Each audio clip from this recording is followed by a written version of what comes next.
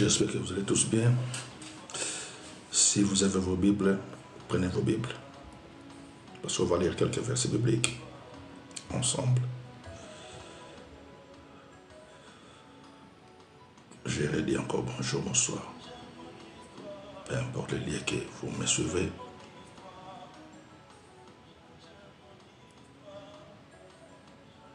Je cherchais un peu comment bloquer les commentaires parce que j'ai déjà fait ce thème il y a longtemps. Il y a longtemps, je n'ai pas fait. Je pense qu'on aura le temps de mieux faire. Parce que j'aime pas ces histoires de commentaires. Et on va lire quelques versets pour permettre à ceux qui aiment bien grandir spirituellement. Pourquoi je dis c'est à ceux qui aiment bien grandir spirituellement? Parce que moi, je me considère comme un disciple de Jésus-Christ. Moi, je me considère comme un disciple de Jésus-Christ. Et je pense que toute personne qui se dise être chrétien, qui comprennent aussi la parole de Dieu, doivent se considérer en tant que disciple de Jésus-Christ. Et lorsqu'on est disciple, nous sommes appelés à développer notre intimité avec le Créateur par Jésus. Et quand je dis par Jésus, parce que Jésus est notre Maître, notre Seigneur, notre Dieu. Mais il y a les créateurs. C'est ça que je dis par Jésus. Et lorsque je dis par Jésus, c'est par le Saint-Esprit qui habite en nous. Parce que Jésus, notre Maître, lorsque tu es venu sur cette planète, ce n'était pas pour commencer une religion, comme beaucoup d'entre nous pensent. Et comme beaucoup d'entre nous aussi ont classé ça. Il y a des religions, il y a plusieurs religions. Et ceux qui croient en Jésus aussi ont fait leur religion aussi. Ont créé eux-mêmes leur religion. En utilisant le nom de Jésus. Mais lorsque vous mettez en tant qu'un disciple, vous devez lire la parole de Dieu autrement. Quand je dis autrement, ce n'est pas de lire juste pour Alléluia, Amen, comme nous avons souvent l'habitude dans nos bâtiments respectifs qu'on appelle des églises locales. Peu importe la beauté des bâtiments, peu importe le nom de la personne qui dirige, qui gère ces bâtiments-là. Mais je pense que nous lisons tous la même Bible. Peu importe les couleurs ou les versions des personnes qui ont eu à écrire ou à éditer ça, à les publier, à changer de version. Mais nous arrivons tous à comprendre ça pareillement, selon les Écritures noires sur blanc. Mais lorsque nous commençons à rentrer dans la profondeur pour voir ce qui est écrit et ce que nous lisons, nous voyons que Jésus faisait des miracles. C'est ça que nous lisons. Jésus faisait des miracles. Et les premiers disciples aussi qui ont eu à fonctionner à ses côtés faisaient aussi des miracles. Même ceux qui sont venus après lui, lorsqu'il n'était plus là. Comme le frère Paul, l'apôtre, et aussi ont eu à faire des miracles.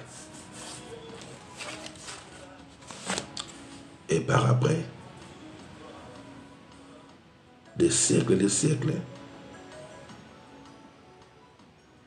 ou 3 siècles après, il y a eu un groupe de gens qui avaient bien eu l'idée de rassembler quelques livres pour nous former, ce qu'on appelle la Bible, pour nous aider à mieux les lire. Et ils ont eu aussi à mettre des versets pour séparer de chapitres, pour dire ça comme ça,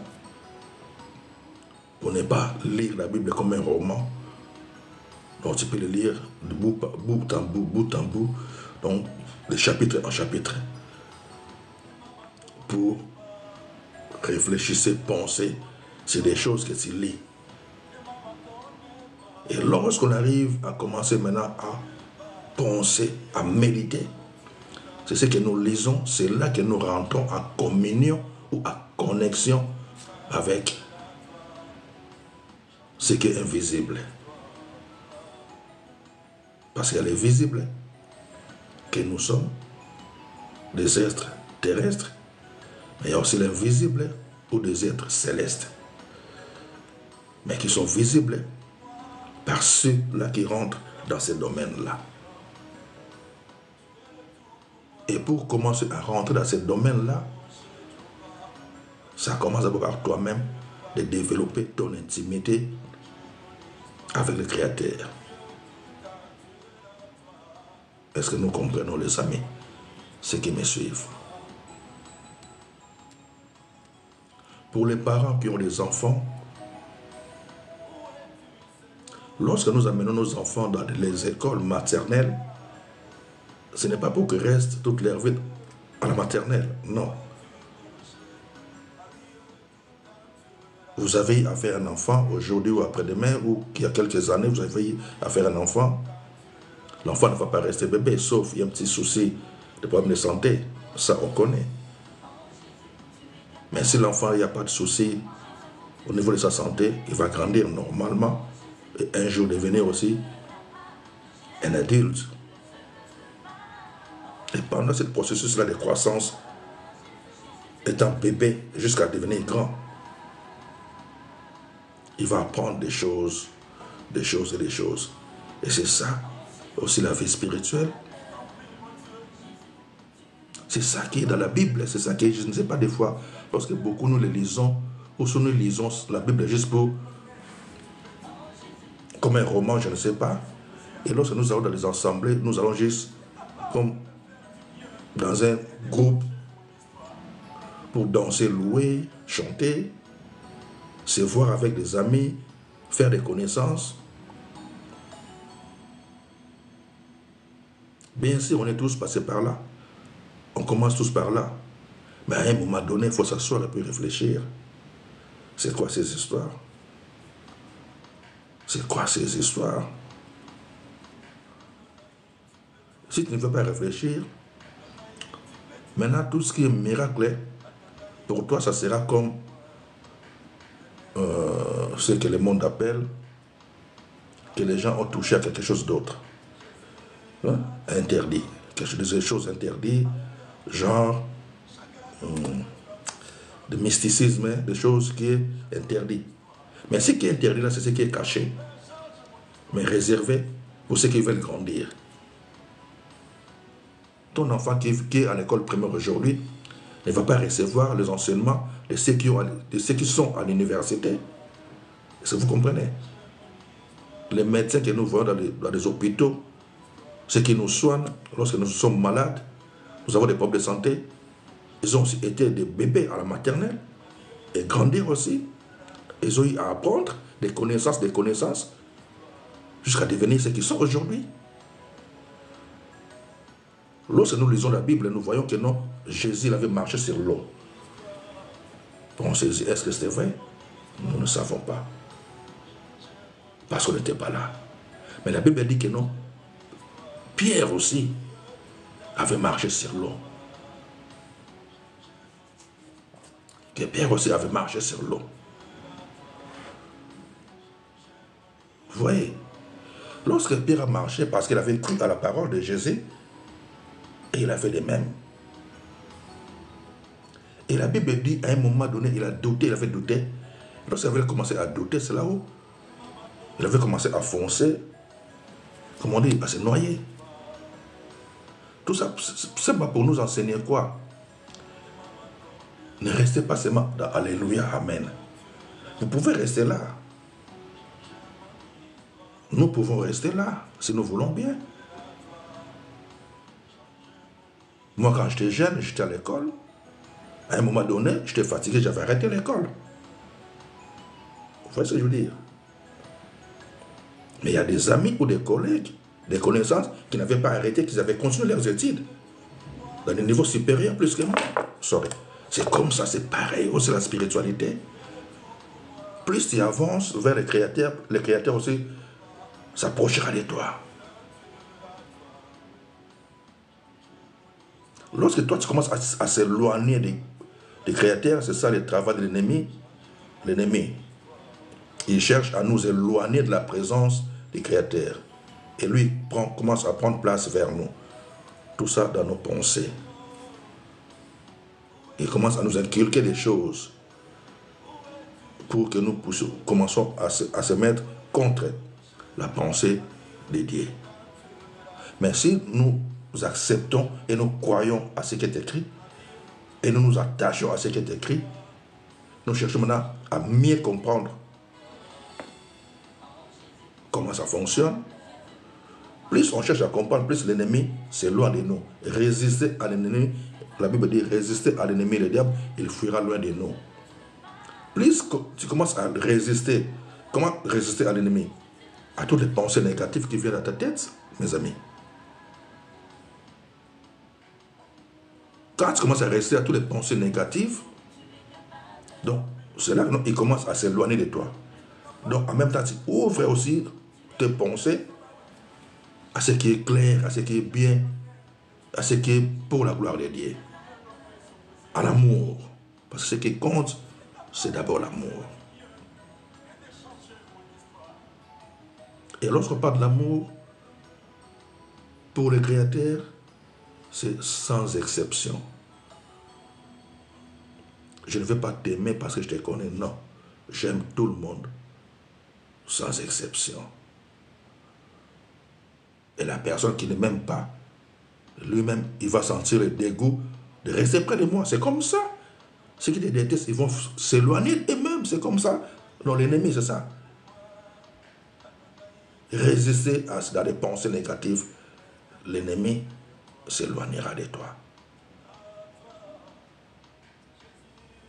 Est-ce que vous comprenez, les amis? Tu n'as pas besoin de chasser. C'est que moi, je dis, tu n'as pas besoin de chasser. Juste discipline-toi. Plus tu te disciplines, tu crées l'occasion pour le Créateur de travailler avec toi, de fonctionner avec toi, de vivre avec toi. Et l'ennemi va toujours continuer à s'éloigner, loin de toi. Et même très très loin de toi.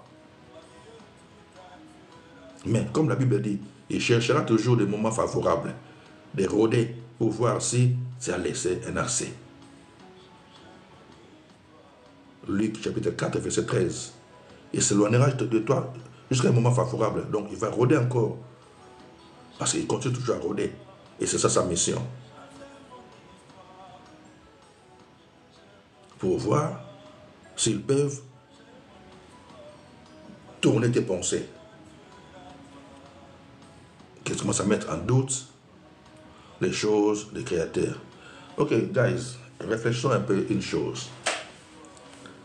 C'est que j'ai souvent l'habitude de réfléchir sur des personnes que je vois dans les réseaux sociaux. Il y a beaucoup de gens qui ne croient pas en Dieu. Pour eux, Dieu n'existe pas. Donc si Dieu n'existe pas, donc il y a Dieu, la puissance de Dieu n'existe pas. Mais ces gens-là croient à la puissance de l'ennemi. Si tu crois à la puissance de l'ennemi, donc il y a aussi d'autres puissances opposées à ça. Est-ce que vous comprenez? C'est simple. Si tu crois à la puissance de l'ennemi, donc tu crois au fétiche, que ça existe. Tu crois que, comme je vis quelque chose là, ça va passer, je ne sais pas, c'est écrit comme je vis black magic. Ok, si tu crois que ces choses-là, ça existe, si ça existe, donc il y a aussi la puissance de Dieu, ou d'autres puissances contraires, opposées à ça.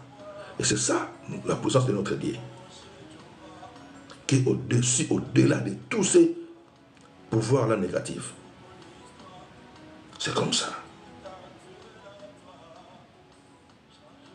Et pour que cette histoire-là commence à fonctionner en toi, Tu vas te discipliner.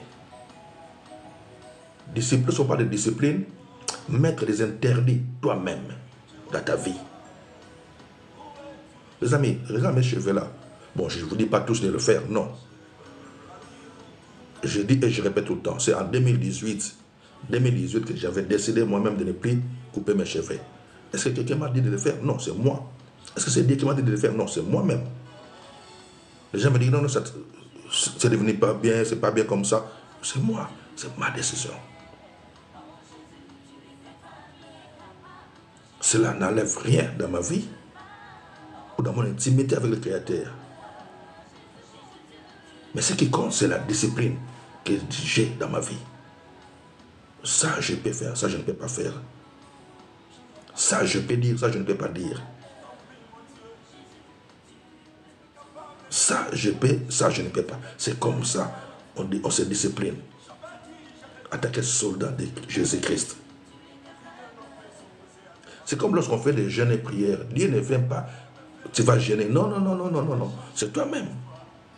Mais lorsque tu te décides de commencer, ces anges sont là avec toi pour t'accompagner de tes propres décisions.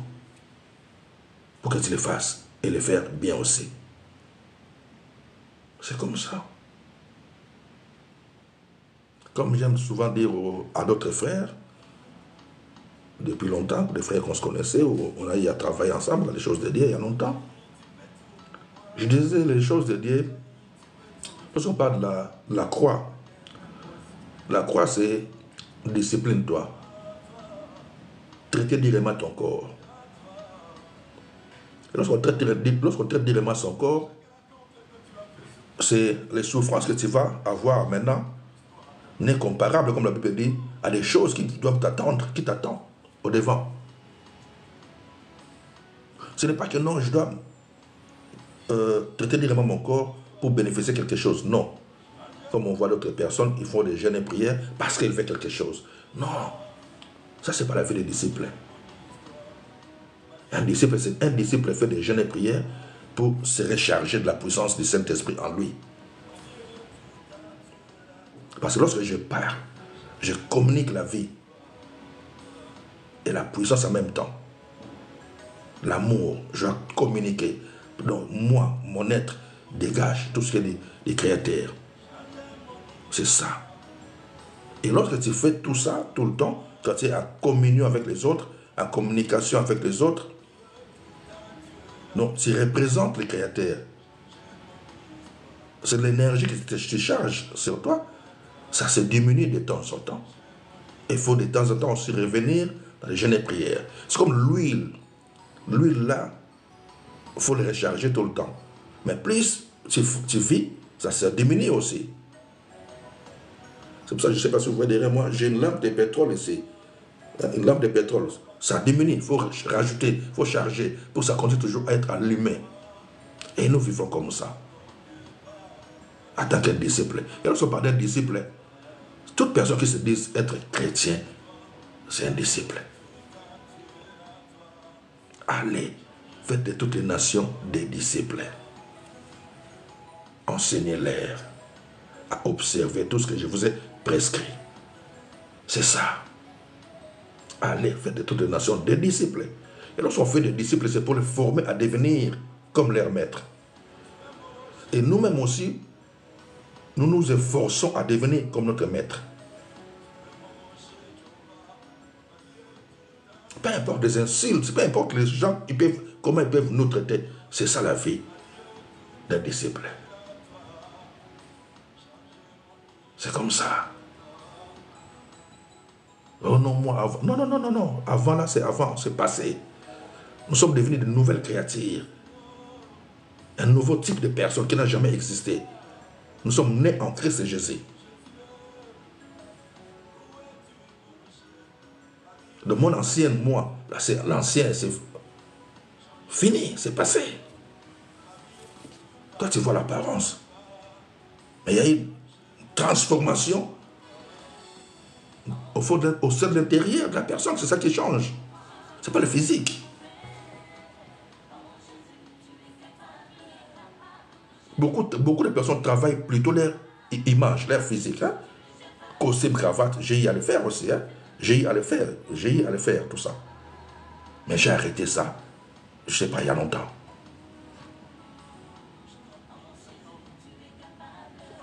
J'ai arrêté ça il y a longtemps.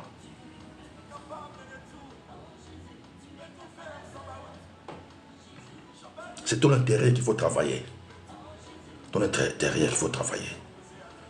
Même s'il faut plaire, il faut plaire. Ne plaire pas que nous disons change-moi. Non!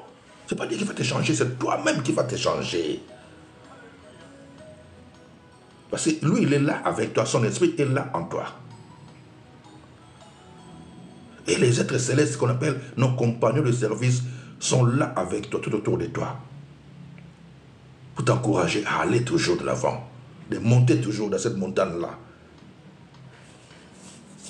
Monter toujours. Accepte de mourir. Mourir, ça veut dire quoi? Traiter directement ton corps sur tous les plans.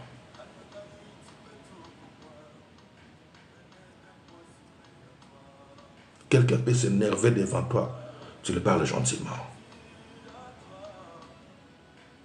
Quelqu'un peut commencer à sortir des insanités, des insultes, tout ça. Tu le parles calmement et gentiment. Tout ce qui peut se former au fond de toi doit mourir au fond de toi.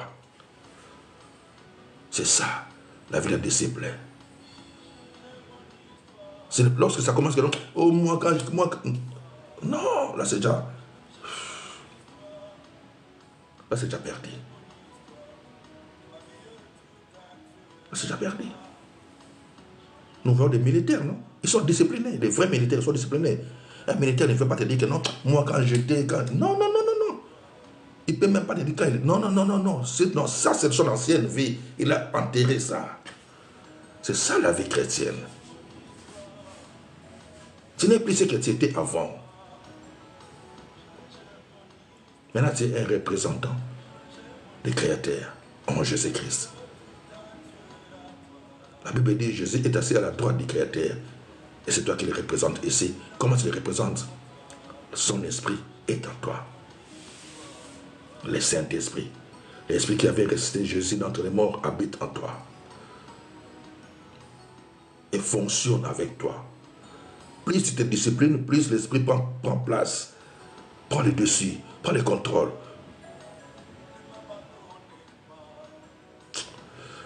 Synchronise-toi avec l'esprit du Créateur.